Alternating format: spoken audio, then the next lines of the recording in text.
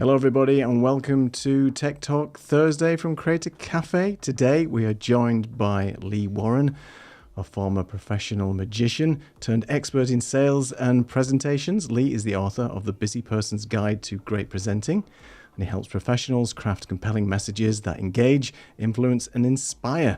And Lee will be with us in a few moments. Very excited to have him on the show today. But of course, it is Thursday. So who else is going to be joining me? It's Mr. McKenna. Welcome, Martin, back to the show.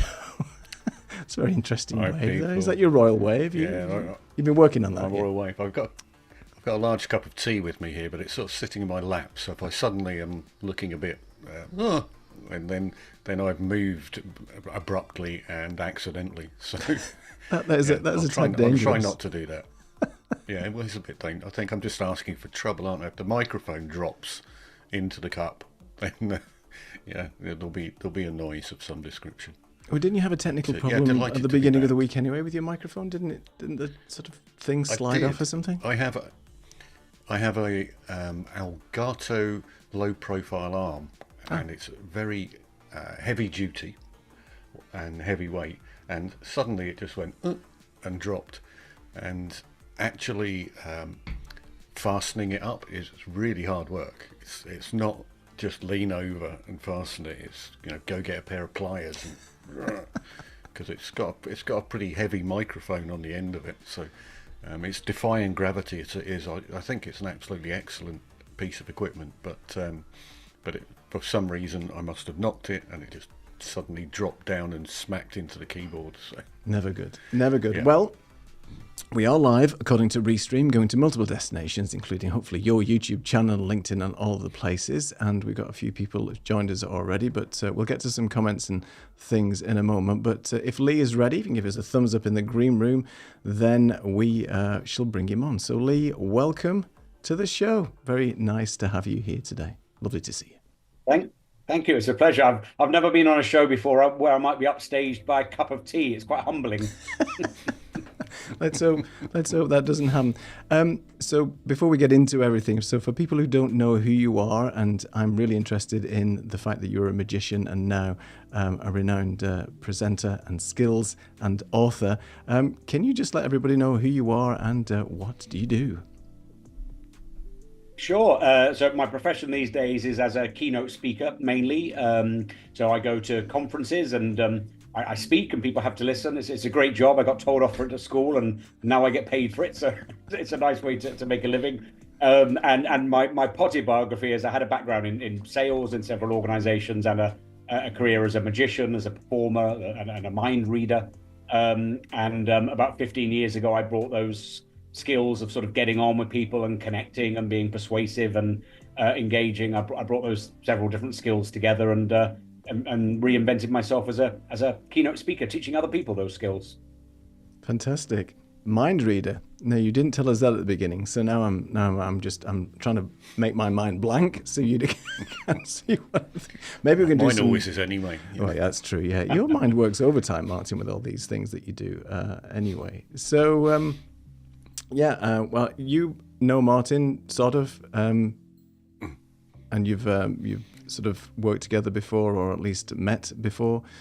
So Martin, maybe you want to just take it away with your first comments. Yeah, let's kick off with a couple of questions, because I used to run live face-to-face events. So that's what I did for a living up in Scotland.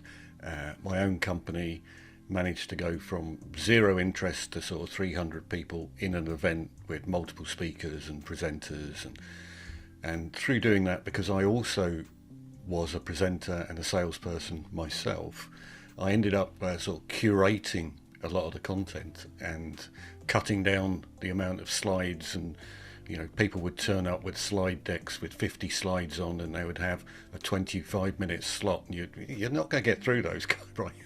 And there's far too much text on them anyway, and I would crush them all down.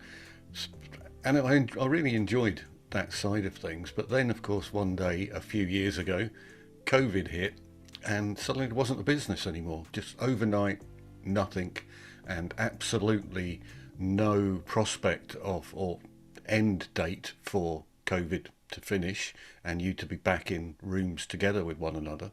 And even if you were, there would be things like everybody had to stand 5 feet apart. And I did a couple of calculations, and sort of 300 people in 5 feet apart is like a mile-long queue to get into the venue. And then when you're in the venue, then you can't get close to anybody, you can't share food, you can't share cups, you can't pass on the staircase. And it was like, well, this is never going to get back. And so at that point in time, I was kind of like, oh my God, what am I going to do? So I'm interested to hear your story, because it must have been much the same for you when you were doing, at that time, I'm guessing, pretty much 100% face-to-face, travel around the country, do keynotes. So what was your story? Well, very similar in some ways. I mean, I suddenly realized in March 2020, being a keynote speaker is basically puffing air at strangers, right? I mean, that's the job. So nobody wanted anyone to come into rooms and puff air at them for a while. So my diary went from very busy to about a week later, suddenly everything was postponed, and then a few days after that, everything was cancelled completely. So very similar. And I've always had a sort of rough theory that to be an expert in anything, you need to be one chapter in the book ahead of your clients, right? If you're one chapter in the book ahead, you're still the guru. And so I made a firm commitment. There's this big obstacle of not being able to be in the room with other people, but there are also opportunities here. People still need to do events. Companies have still got the same commercial pressures that they asked me to solve in real rooms with real people. So they still have those pressures. And so I decided I would grasp all the opportunities of being online that I could. And actually, after a few weeks of serious worry and doubt, actually 2020 turned out to be a fascinating year for me. Yeah, I think that there was a sudden realization in marketing departments that we still need to do marketing, but how the heck are we going to do it? And they were panicked. And then they looked at the balance book and then realized, oh, hang on, we've got a massive budget here, because we're no longer doing live events, and we're no longer sending people around the country or shipping tons of gear and loads of equipment and having 2 or 3 days to set things up, and no hotel bills. And oh, right, actually, we've got a giant amount of money. And then they started to throw it mainly at online events platforms, all of which were absolutely abysmal, in my opinion. So I don't know if you've ever had any experience with online events platforms. One of the there are a few phrases that have me waking up screaming into the night. So one of them is, can you join us for an online rehearsal, Lee? We've had a bespoke online platform built for our conferences. That's definitely one of them. Another one is, we're going to do it all on Microsoft Teams. We're going to do the entire conference on Microsoft Teams. That also has me screaming into the night. But what was interesting was I thought I needed to learn really fast. So I think I'm all right as a presenter, but I didn't have necessarily the online skills that I wanted.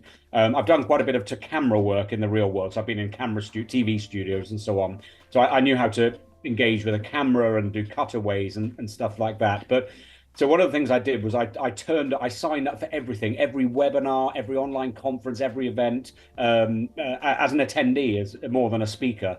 And I just learned really fast all the stuff that really works online and the stuff that doesn't work online. And I have to say, I was really surprised myself at how much I enjoyed online presenting. Well, I wrote my book in 2018, and there's a chapter in there on presenting online, and I'm embarrassed. There it is, hooray! My international best-selling award-winning book there. But the chapter in online presenting in the book basically says, if you can avoid it, avoid it. It basically says, do everything you can to get in front of people. And if I rewrote that chapter now, which I might, it would actually be very different now. I think there are loads of possibilities which I hadn't understood 7 years ago. What would you say? I'm going to look that chapter up now, Lisa. What would you say are the key differences then between online presenting in a sort of virtual environment versus being in person? There are some very obvious differences, and as a professional presenter, so this is being a presenter is a little bit different to just giving a presentation in a meeting where it might be a bit informal. When you're paid to give 45 minutes of good content, the big difference is you have to be 100% certain and confident that you can deliver what you can deliver without needing a single bit of audience feedback. Right. And so one of the things I noticed very quickly in when everyone shifted to online is lots of people, they sort of couldn't help themselves. They were what's the best way to say this? They were sort of filling their content with lots of needs for reassurance. So they were saying things like, "Does this make sense so far? Type yes in the chat bar if it does, or give me a thumbs up." And actually, that becomes very irritating because fundamentally, I think if we're honest, in online presenting, online events, quite often mentally the audience relegate you to the role of a radio. Right, you're sort of background noise, and so it's your job as a presenter to be more than background noise, not the audience's job to stay engaged. So that gap became apparent very, very quickly, and the number of people who can just present for 45 minutes without any need for audience response is quite low. It's quite a skill, and it's one I wanted to develop as fast as I could in 2020.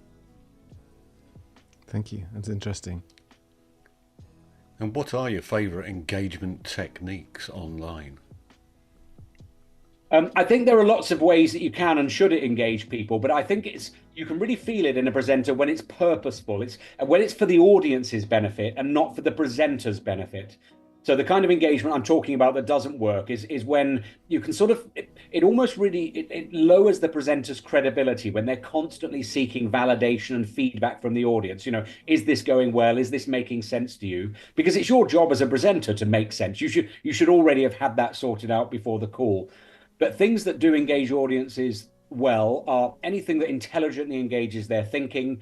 And what I tend to do, I have a habit online of getting people involved very, very quickly. So almost the first thing I'll do, let's say we're doing a conference and it's on Zoom, very early, very quickly, I'll say to the audience, I just want to check everything's looking fine. Can you see me clearly? Can you hear me? Just type the letter Y for yes into the chat bar.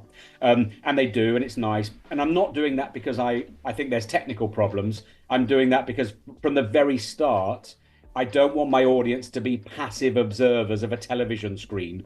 I want them to feel like they're emotionally engaged. So if you watch a good presenter in a real room, they'll often get an audience to put their hands up very early for a question in a presentation. And it's not because they need the answer, it's because they want the audience to feel involved very quickly. So I'll use chat bars a lot. For longer sessions, if it's over an hour, breakout rooms, of course, work very well. Interactive stuff like polls and quizzes tend to work very well. And what Ecamm, of course, the software that I use, and I know the two of you are very fond of, what that does is it gives you the possibility of being a bit more like a television presenter rather than a PowerPoint presenter. So you get the chance to change the cosmetic look of your shot. I can do cutaways to a second camera. I can bring in visuals and graphics. Essentially, it's one of the things you learn as a magician, by the way. Anything that moves will get people's attention. So if a magician doesn't want people to look at his right hand, he'll move his left hand. And it's the same sort of thing online. Anything that changes keeps people's attention. Anything that moves keeps their attention. That's a really good point, because people do talk a lot about pattern interrupts, right? So it's hard to listen to somebody speaking for an hour without anything to interrupt that flow of conversation. And I mean in a good way, either, as you say, cut away to a poll, let's now have a quiz, let's have a short break and check in and things like that. And I think that's really important. And I think during COVID, that was a big shift, as you've mentioned, for people who are traditionally standing up, speaking. They have a presentation, they can walk around, they can look at a particular audience member, maybe they can pull out an audience member and ask them a particular question or something like that. It's a very dry and empty space when you're doing something online. And having been on many Zoom calls that, let's be honest, have been not very interesting at all, you do see a lot of people, especially in a town hall, where you've got to almost force people to get their camera on. Because invariably people are in the pajamas, they're doing something else, they're, shopping, whatever it might be. And therefore you haven't got the audience's attention straight away. So I think the points you bring up about at least checking in with the audience, the use of polls and quizzes, just something to keep them going, because we hear a lot about, well, it's just about the content. You can listen to me for an hour and it'll be perfectly fine. Well, with all due respect, it's pretty boring, and even I would struggle to do that. So I think the points you bring up are really valid. And are there any other sort of techniques apart from quizzes and things that you would recommend to people if they're doing like a long sort of 1 hour town hall and things like that? I mean, slides are good, but obviously death by PowerPoint isn't great. So are there other sort of tips and tricks that you could tell the audience about how to use? Yeah, I mean, I think the fundamental thing is through everybody online has the attention span of a 3-year-old and the memory of a 90-year-old, right? So you've got this dynamic going on, and I mean, actually, in my book, I mentioned this is for the real world, but this applies online as well. I think if you build your presentation assuming that everybody you're presenting to is hungover, tired, and not very interested, if you just sort of assume that in your audience, then you sort of naturally build in moments of change, peaks and troughs of attention. And you can do change in all sorts of ways. You can do change vocally, you can drop the volume, you can pause, right? You can do all sorts of things with your voice that bring people back in. I'm very fond of visual changes, so I design my presentations online to look almost like TV news broadcasts. Not the fonts and so on, but the way I'll change and cut away to things. I think another voice can make a big difference. So, for example, if a client's asking me to do an hour, and actually, strangely, you might not know this, but quite a lot of clients, particularly, I do a lot of work in professional services, and so quite often people have to turn up to events. They get their points or whatever. But sometimes people turn up to events, but if you have a breakout or a break, they go and they never come back. And that's not a reflection of the presenter. It's a reflection of the fact they're all really busy. So some clients say don't have breakout rooms, but if you can do anything else to keep it interesting. One of the things I'll do is I'll take questions throughout. I'll say to people, chuck questions into the question tab. And then every 10 to 15 minutes, I'll go back to my host within the company and say, have any questions come in? And we'll have prepared a few in advance in case any haven't. So every 10 to 15 minutes, the audience will hear a different voice. They get the chance to take a bit of a breather. And then sometimes you can also, depends on the tone of the presentation and the length of it, you can also ask people to do stuff on their own in their home setups or their office setups. So you might design something so they're making notes, or they're holding something up to the camera, or you might have a theme around a color or an object, and they've got to bring something to the camera. That's quite a playful style that can sometimes work. It doesn't suit all presentations. I do think when people say the content is everything, I disagree with that, but I do think the content is more important than most people think. But the reason a lot of the content can be boring is a lot of people think content is information. And actually, I think content is how you affect an audience with an idea. So just giving an audience information is very boring very quickly. And to be honest, you might as well just have emailed everybody. But if you take the information you've got and you think, how can I affect people with this information? How can I get them to believe it, to take it seriously, to make it more memorable, to make it more relevant or personal to them? That also in itself can make for a much more engaging session, even if you're not using any technical gimmickry. Excellent. We have a comment from John. Thank you for joining us, John. Let me just bring this comment up if I can. Ooh, that is way too big, but that's okay. The power of Ecamm, I can just move that around. So John basically says that it's incredibly tiresome when a host continually asks for meaningless comments like, give me a yes or no, and it switches him off. Sure.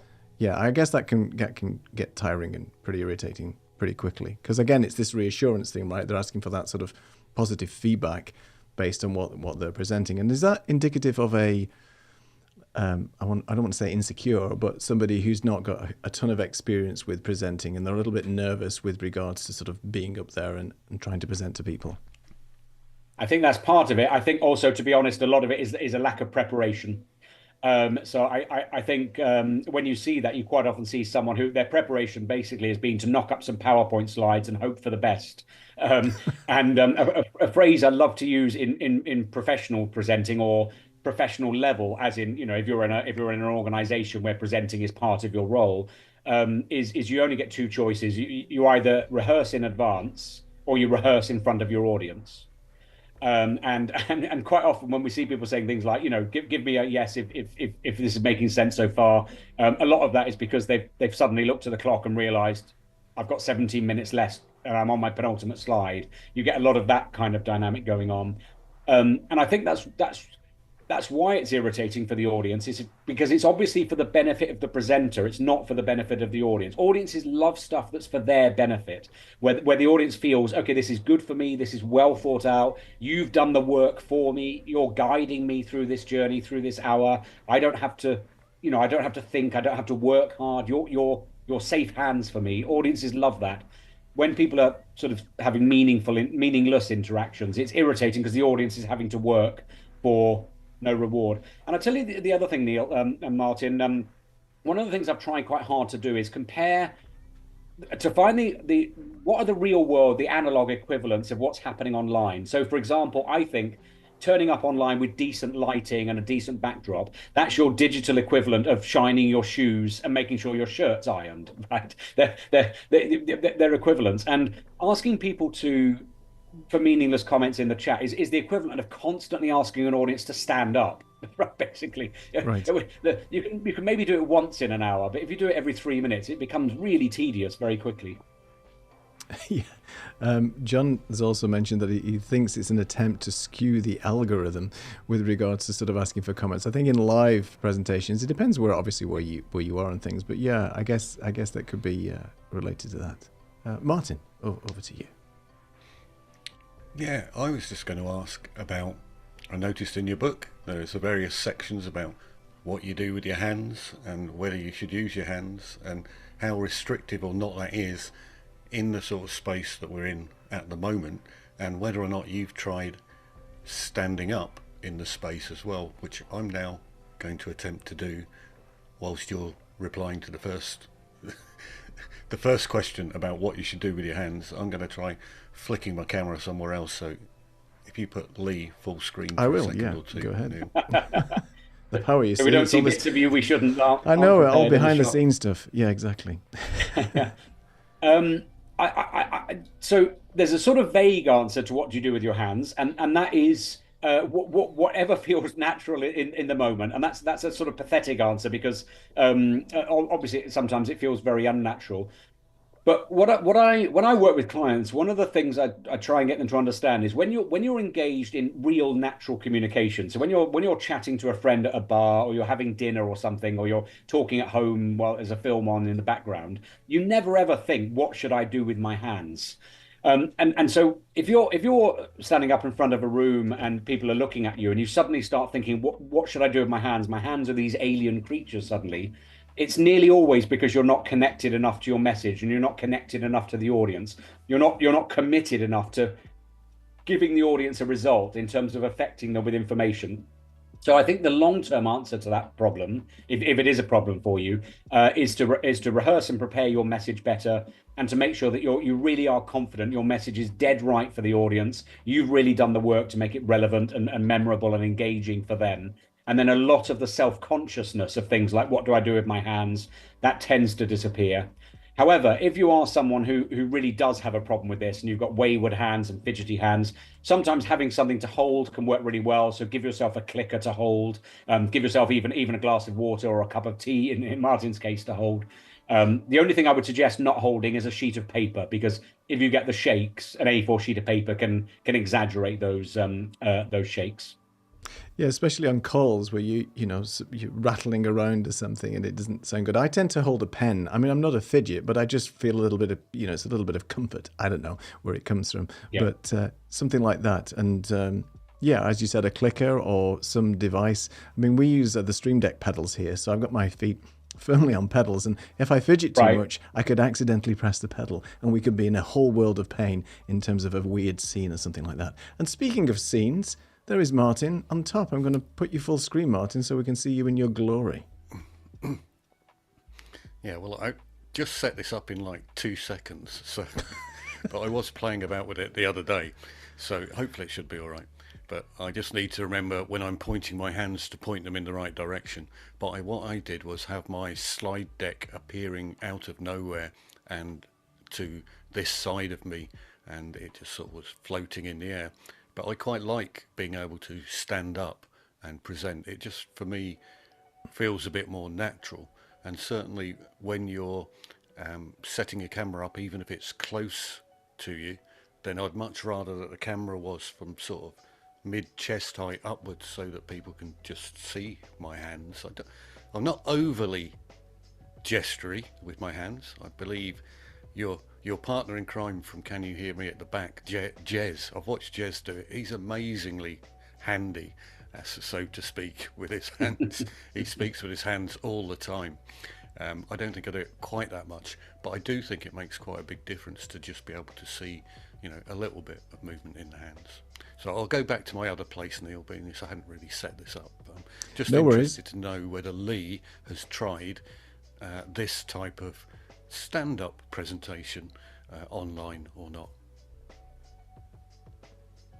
Yeah, good question. So I have, and actually I decided, and I was slightly surprised by this, because when I'm on stage, I'm quite, I move a lot. I like being on a stage, and I like moving around. I'm not a static presenter.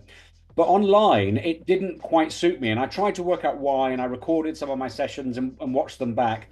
And I think it's because, and I'm really happy to be disagreed with, because everyone will have a different view. And I think partly it's just what suits you. I think partly it suits your natural style. I remember, in fact, I've had lots of headshots done over the years, photography headshots. And every single photographer I've ever worked with has always said, you're better sitting down. You take better photos sat down. So there's something about my energy that likes sitting. But also, I think when you're presenting online, very often the dynamic in your head, it's really easy to think I'm speaking to 50 people, 100 people. I mean, in my case, obviously my audiences are normally at least 20,000, but you're speaking to a lot of people. But actually, for most of those people, their experience of you is a one-to-one conversation, even though you're speaking to a lot. So within the language I use, I try and keep the language very personal. So I'm talking to one person. I never say things like you all or hello, everybody. I'll speak directly to the camera, say, hello, it's very good to be with you today, for example. And so I sort of want that slightly informal feeling that you and I are having a one-on-one conversation with 200 people listening in. Is there any benefit in what people suggest when you have got a large audience that you're talking to online? Is it easier and more comforting to suggest that you're just talking to one person, like a close friend or something like that? Especially if you're looking at it to be informal and a little bit more casual, to get over the nerves, because we talk a lot about confidence on camera, and I'll go back to the 20,000 speaker people in a minute, which just fills me with complete horror, by the way, the idea of having to stand up and there's 20,000 people looking at you.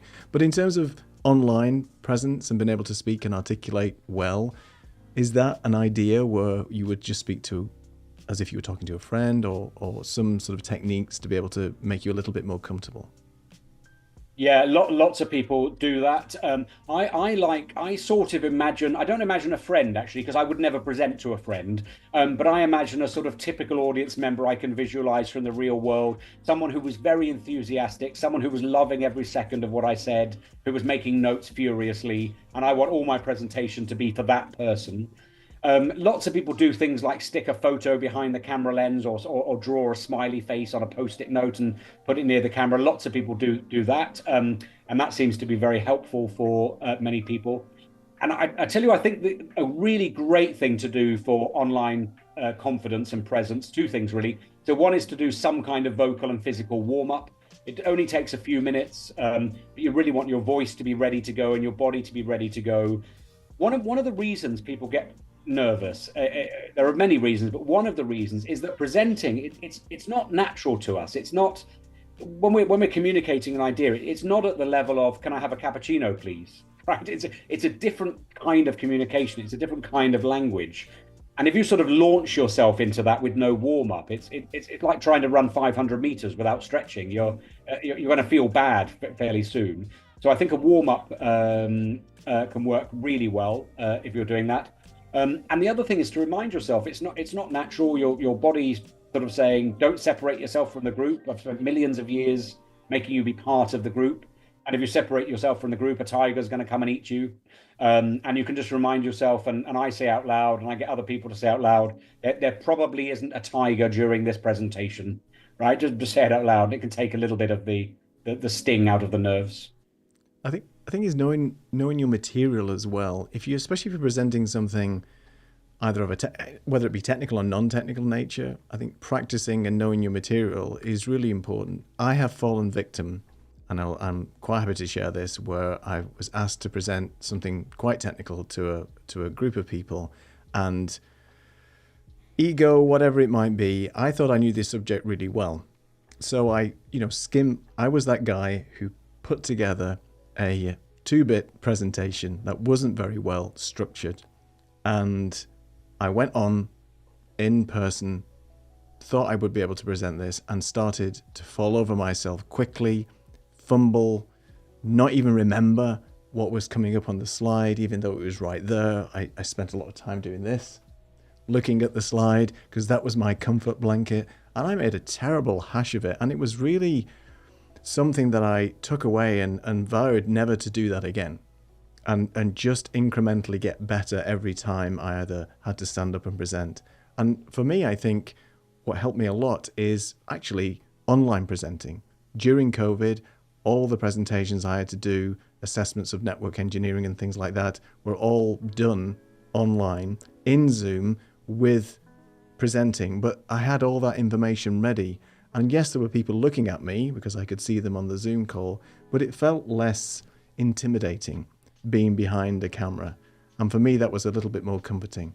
But I'm just interested to understand how you got so good at presenting, and what things did you do, or what lessons did you have to go through in order to get better to be the person that you are today?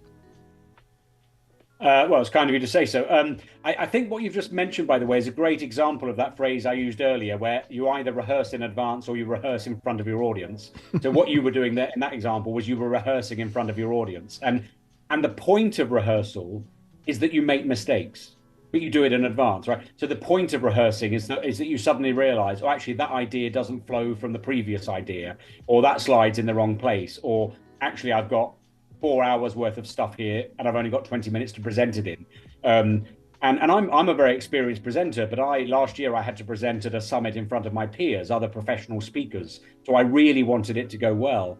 And I structured a new keynote for them, and I had 30 minutes exactly. So actually in my rehearsal, that has to be 27 minutes because it's going to expand a bit in real time. And the first rehearsal I did, it came in at 48 minutes. So I was more than 20 minutes over my time. And I only found that out by doing a rehearsal. So I think you're right in terms of confidence. Being really well prepared, being rehearsed really makes a big difference.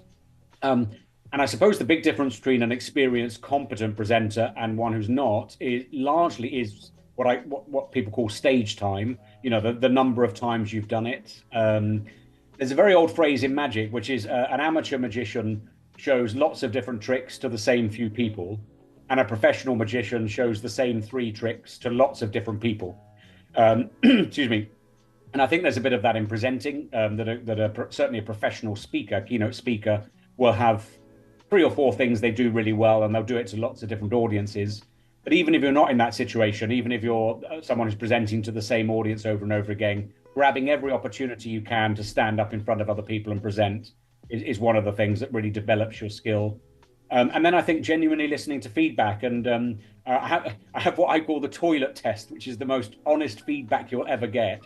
And go and lock yourself in the toilet and listen to what people say when they come in after your presentation. It's very revealing, but you hear what people really think. That can help as well. And you know what you said about online presenting helped you to get over it? I found exactly the same. And in fact, I've never been more nervous in presenting than I was in sort of April, May 2020. Because there was so much that was new for me. So for the first time ever, I wasn't having just to talk. I was having to, there were lots of buttons in play. There was a stream deck to my side. There were all sorts of, and there were so many things that could go wrong online. I found it terrifying, but the good news is that made me really rehearse. So I knew to within a second when I was going to change my lights, or when I knew bit of graphic was going to appear on screen. And as a consequence, my presenting got a lot better online very, very quickly. Just like this well-oiled machine you're seeing here. Sorry, Martin. Yeah, go ahead. well-oiled machine. We all need to geek out because it's tech talk time. So one of the tips that we're always talking about is eye contact and how important eye contact is. So myself and Neil have slightly different approaches for achieving that. So I have effectively a large monitor behind my camera, and I am teaching myself just to look at the camera. That's all I do. I just look at the camera. But there's a very large monitor with the Zoom screen call going on behind it, and you particularly are sitting in the middle of that Zoom screen. And I know that Neil uses a teleprompter. So what's your technique? I think I think the basic rule of thumb is you've got to use whatever you feel comfortable with and makes you happy. But yes, it's non-negotiable. You have to develop the skill of being able to look into the lens in one way or another. I do very similarly to you, Martin. I just basically beat myself up if I don't look in the lens. And I've got pretty much the same setup. I've got a big screen behind my camera lens, and I can see both of you on that. And I have the lens very slightly above natural eye level. Partly because it makes for a slightly better shot, but also it gives me a bit of energy. The thing I forgot to mention earlier, I wanted to mention, is also in terms of having some confidence and presence online. I think a lot of that is looking into the lens. But what I found really useful over the years, and you might not be able to do this if you've got a Stream Deck pedal, but is to sit right at the front of your chair when you're presenting, because that forces you to sit upright. You get a bit of energy in your body, and then put your feet flat on the floor with one foot slightly closer to the lens. And you find as you're doing that as you're talking, you naturally sort of gently lean towards the lens, and that transmits an energy down the camera to the audience. I'm doing that right now. It does feel comfortable. We're all going to try that now. Yeah, I'm going to try that. I normally put my hands by my side on my legs as well. And I was going to ask you something that I've tried to get better at over the years is not include filler words when there's an uncomfortable silence, as we all tend to do. So the ums and the ahs and the whatever it might be. And one thing that I thought about doing is you can't actually say ums and ahs when you're breathing out. It's very hard to do that. Okay. So if you try and breathe out during those pauses, it makes things a little bit harder for you to act and have those filler words in there. So I'm just wondering if there's any techniques that you do to help with not putting filler words in. I nearly said a bunch of filler words then during that moment. And it is hard because you consciously have to think about it, I think, at the beginning, because lots of people are nervous. They put filler words in because they don't like to have gaps. I've had some criticism on my YouTube channel a couple of times when I've been explaining things. People have said, watch this guy on 2 times because he talked rather slow. But I do that intentionally because I'm trying to get the message across and to be clear to people without going at 100 miles an hour. And I don't think I speak that slowly, but I don't speak like a motor mouth either. So it's just interesting how you get this feedback. So it's almost the equivalent. I think the comments on YouTube, by the way, are the equivalent of going to the toilet after your presentation, because that's where you're going to get all that feedback. But in terms of filler words, any tips and tricks around that?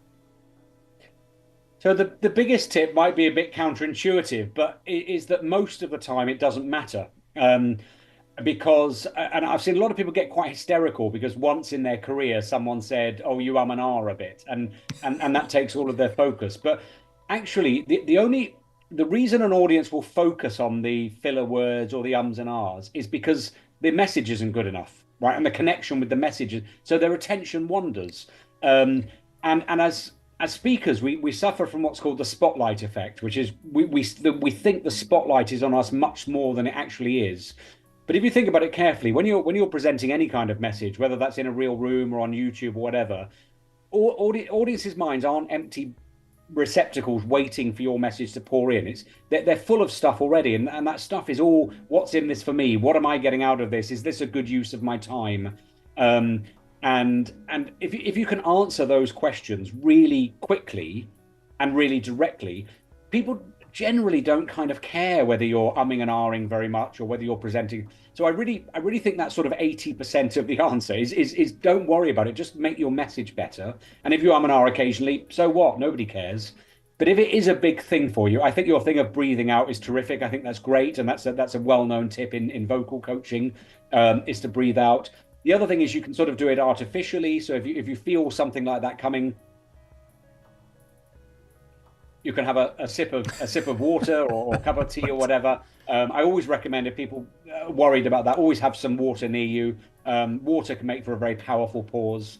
When I'm presenting online, I do that a lot, and I always say cheers to the audience, you know. So things like that can help a lot. And depending on the situation you're in, even purposefully glancing at notes, even reminding yourself of something, or giving yourself opportunities for pause can be great. So, for example, you might put up a quotation on a slide or on screen and give the audience 15 seconds to read that quotation, just so that you sort of give yourself the chance to pause and not let your energy run away with you.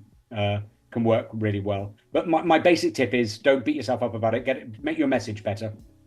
Excellent. Just real quick, I love the fact around taking a sip of water. I think we're all of a certain age. Do you remember Keith Floyd, the TV chef that used to be cooking? Wrong. And he used to be basically sipping a glass of wine, and he went through the entire bottle of wine by the end of the show, which was really hilarious. So that was his interrupt. I mean, obviously he wasn't sort of presenting, but he was presenting food. But very interesting. So we're not going to adopt that philosophy, Martin. I don't think it's not a good idea. No. I think he probably fell over as an interrupt every now and again as well. However, that does allow us a little bit of an interrupt, and people won't know this, but congratulations on getting a citizenship for Spain, Lee. Thank you. Gracias. Tell us a little bit about how that happened, because Lee has got that, and was saying just before we came on, I have Irish citizenship actually, and Neil is living in Portugal.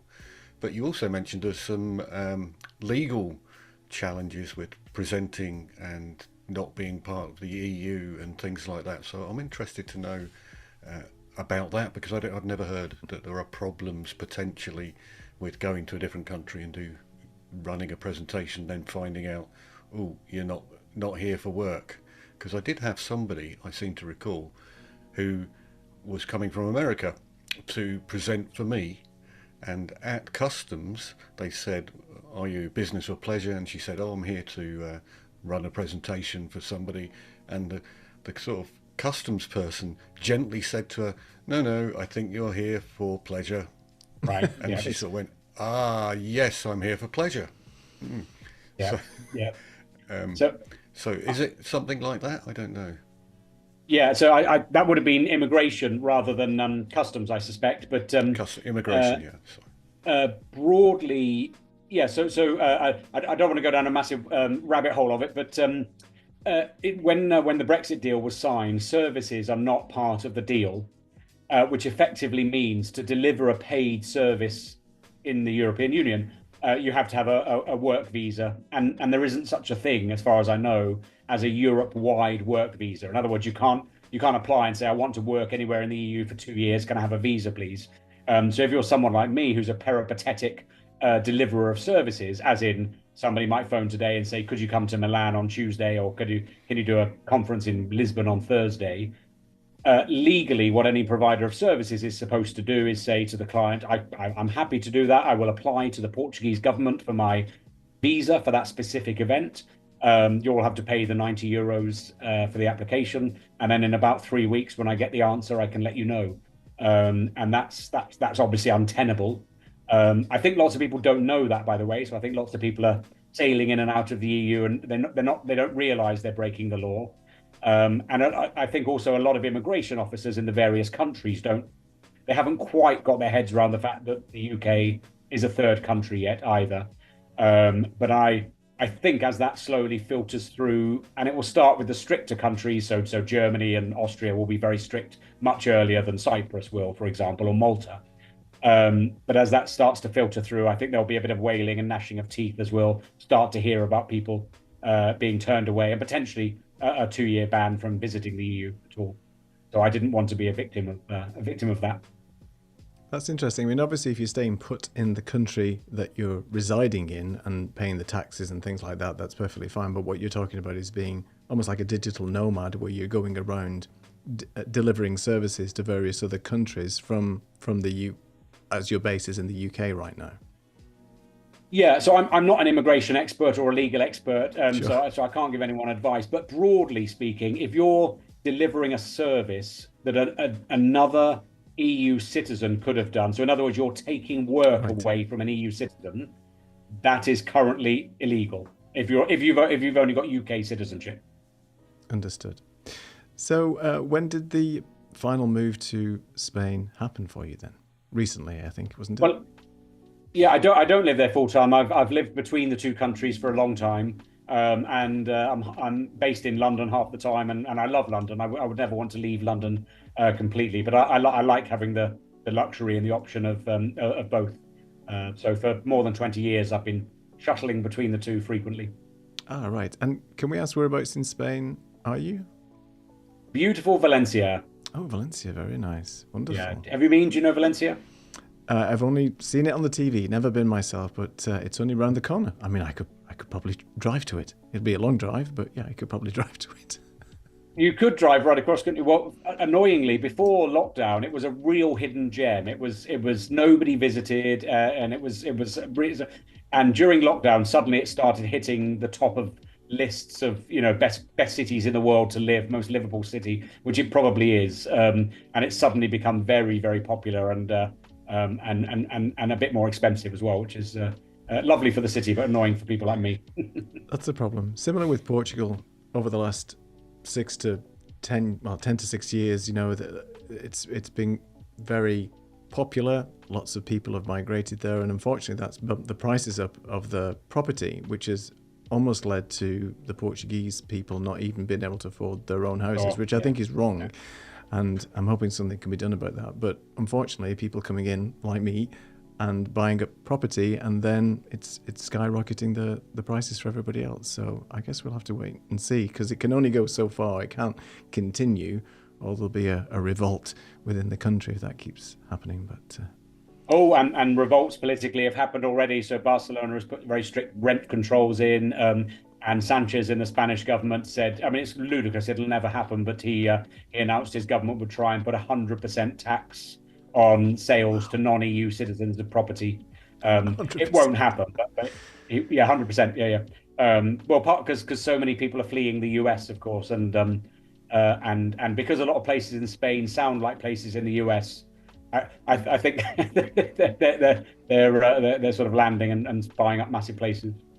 They might do the same in the UK, but I think they might be disappointed if they go to Boston, Lincolnshire. But anyway, I'm just not going to comment about that. But you never know. Just kidding.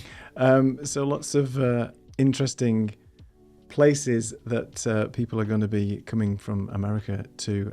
I think Europe is going to be sort of saturated with people in the next maybe 2 to 3 years. I don't know. Well, I guess we'll have to see how it goes. It's not a political show, so we can move on from that. I was going to ask you about your book. So your book was written in 2018, and any plans for a revision or a sequel or another book in the works? Yeah, so I'm writing another book at the moment, which is about networking for personal brand and professional credibility. So it's not a sequel, but it's yet another, if you like, soft skills bit of my soft skills portfolio. And I've been considering doing a second edition of the presenting book, actually, because a few of my ideas have changed or they've evolved, and particularly the chapter on virtual presenting. And I'm at the moment weighing up whether I should do that or whether I should just do a small book just on online presenting. And do you have any thoughts around sort of common mistakes that professionals make in the current digital space with regards to their presentations? And if so, are there a couple of things that you could tell people to maybe stop doing or maybe try this another way or something like that? When you say professionals, do you mean people like professional streamers, or do you mean people who have a job and it's part of their job to present? It's part of their job to present, like presenters who are in the professional workspace.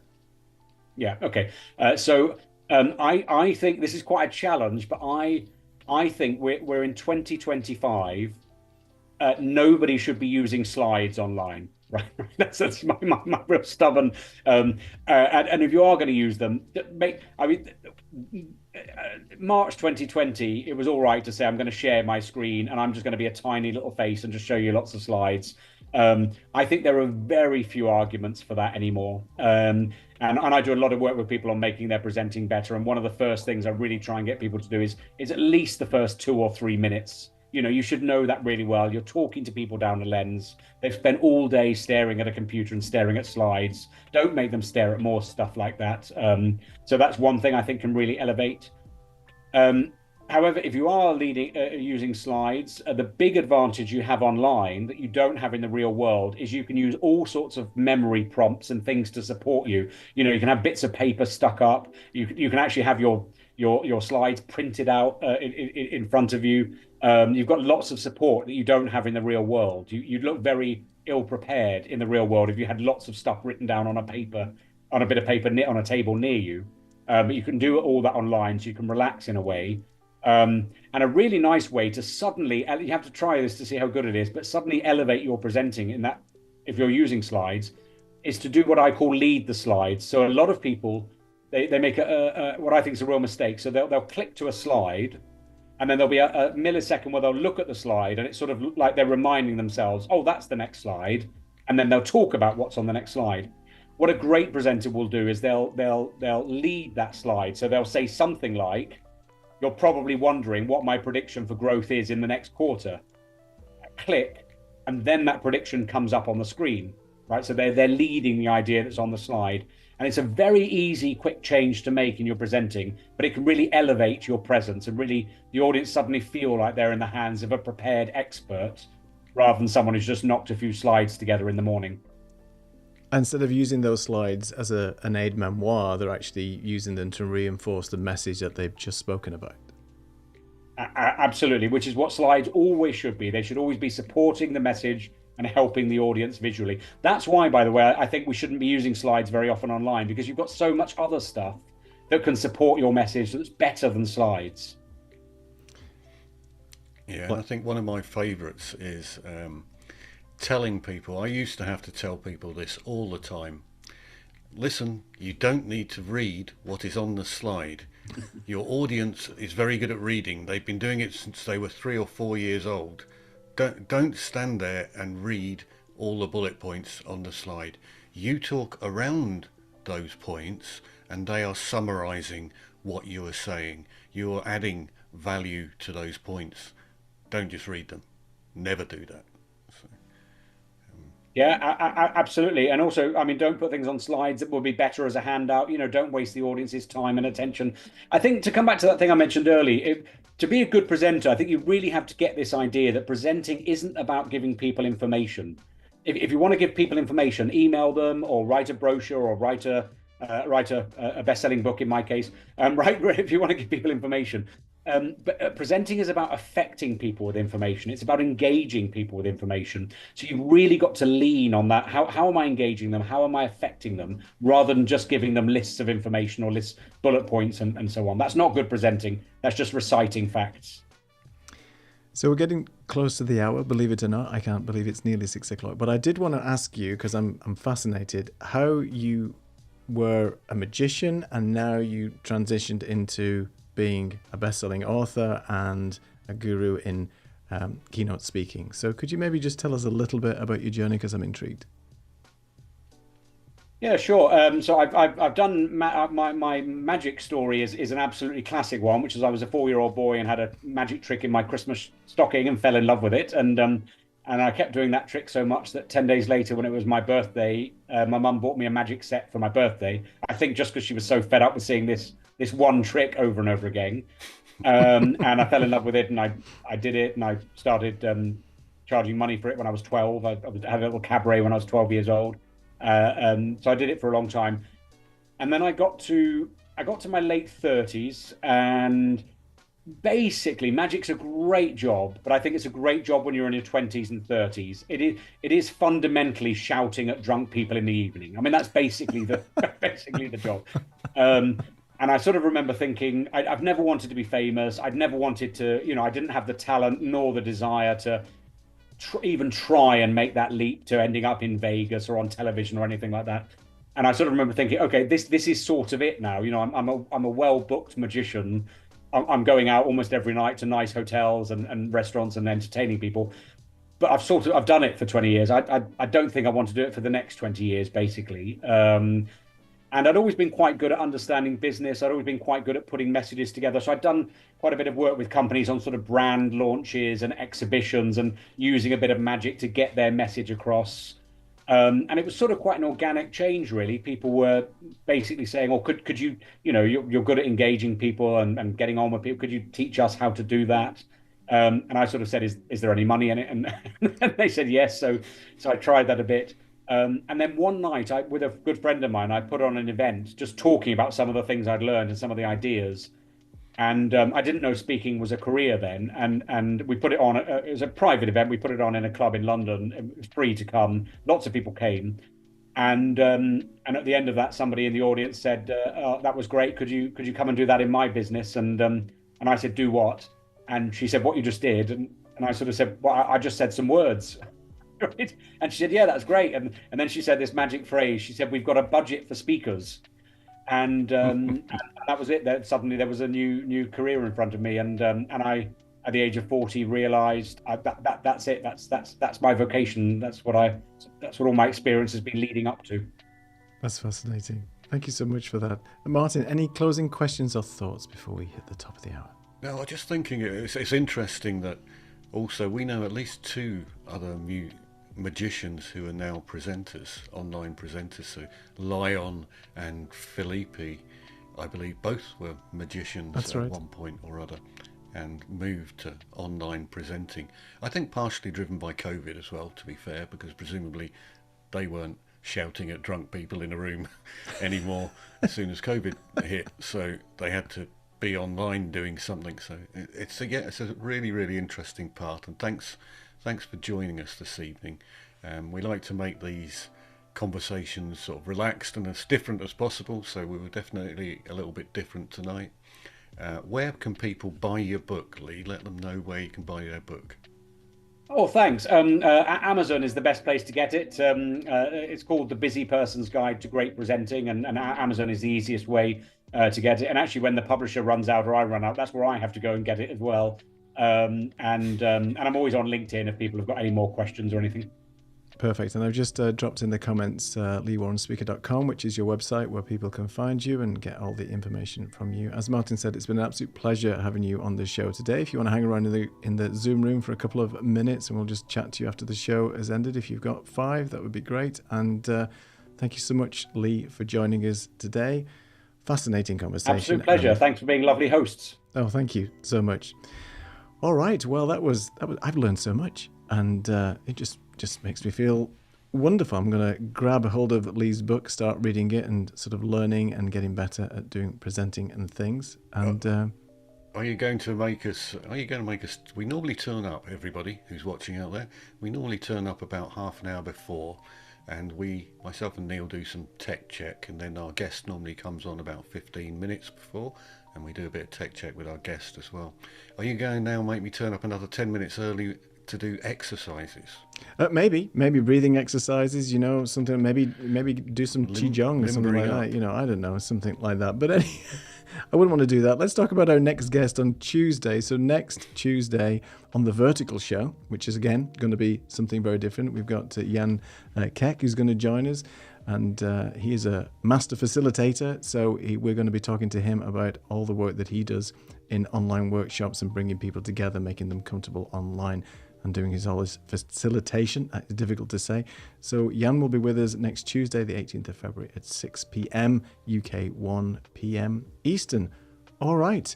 It's been a great week, and we haven't done 20 shows like we did last week, so at least we can take a breather. We haven't got a show tomorrow, but keep in touch. You can see us online every week at this time on Thursday, and as I said, next week on Tuesday with Jan. All right. Any closing comments, Martin, from you? No. Cheerio from Edinburgh. Goodbye from Portugal. See you next week. Take it easy. Bye-bye.